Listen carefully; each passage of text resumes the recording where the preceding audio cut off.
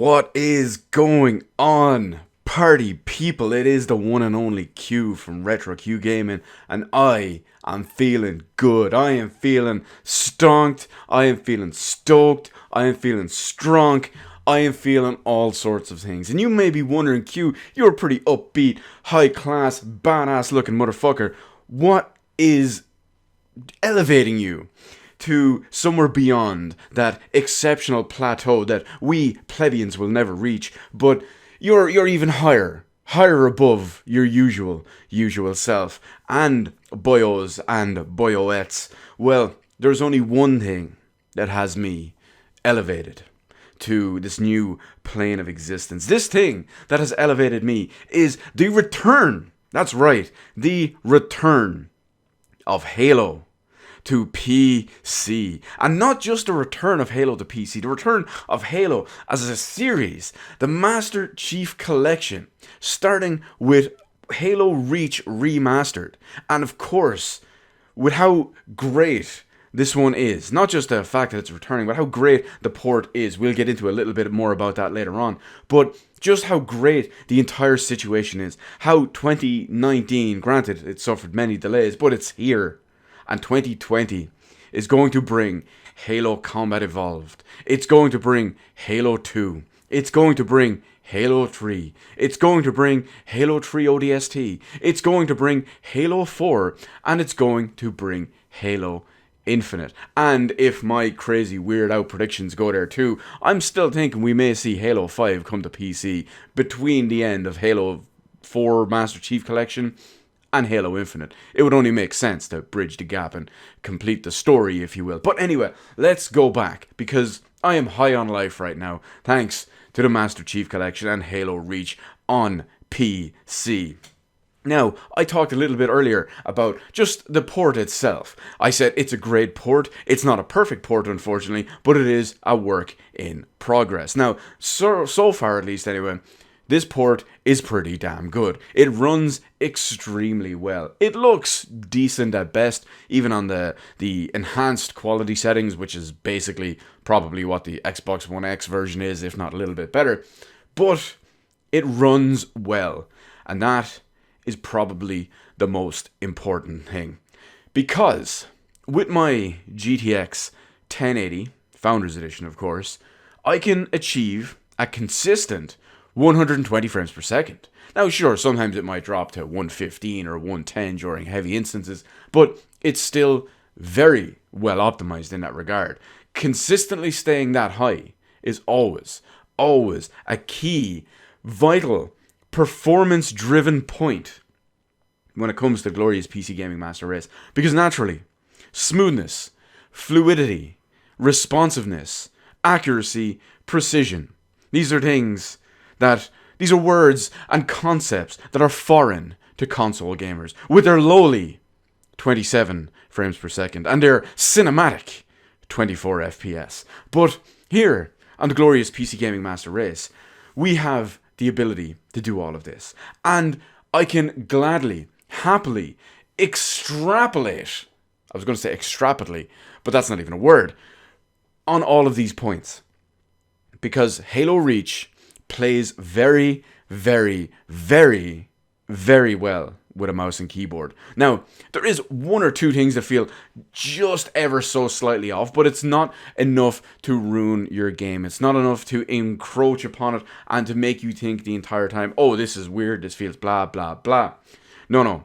It just feels ever so slightly different from whatever first-person shooter, modern first-person shooter, you've probably played on PC most recently. There's just something that feels ever so slightly different, but after about 5, maybe 10 minutes of gameplay, you completely get used to it, you assimilate it in, and everything just feels so damn good. Couple all of that with how good the port runs, the fact that it looks pretty damn decent, and of course, the fact that it's Halo Reach, which is a pretty damn good game within itself. The second best Halo game, mind you, after Halo Combat Evolved, of course. And this, of course, brings me back to one more thing on top of it as well. Not just one more thing, but actually several. But, well, I'm kind of all over the place because I'm just so damn hype and so damned excited for this. But anyway, it brings me to the point one of the points I wanted to make. Now that we have Halo Reach remastered on PC as part of the Master Chief Collection, and of course, upcoming next will be Halo Combat Evolved, my personal favorite Halo game of all time, like I just said, but it rings especially true, and it will hit me in the especially sentimental feels when it comes to seeing Halo Combat Evolved running on PC again. I haven't played Halo Combat Evolved on PC since the early to mid 2000s. That's right. I played the original on PC as well. I even played a little bit of Halo 2 when it launched on that awful Games for Windows Live service. But the most important thing is to see such a landmark game in such a landmark franchise come back to its home and be expanded to the best version and the most definitive edition of the game.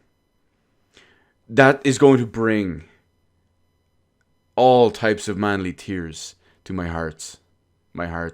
Yes, that's right, I have many hearts. They're all black and dead, so I keep getting replacements again and again and again. But for some reason, they just keep dying and being frozen and blackened in my chest. I don't know what the deal with it is anyway. That's not my problem. Everyone else is wrong because, well, am I the one out of touch? No, it's everyone else that's wrong. Anyway, on top of all of that, on top of everything that we can look forward to with Halo Combat Evolved, Halo 2, Halo 3, ODST, and Halo 4, and of course eventually Halo Infinite, and probably even Halo 5, there's one other very, very important thing that I have wanted to... I was skeptical.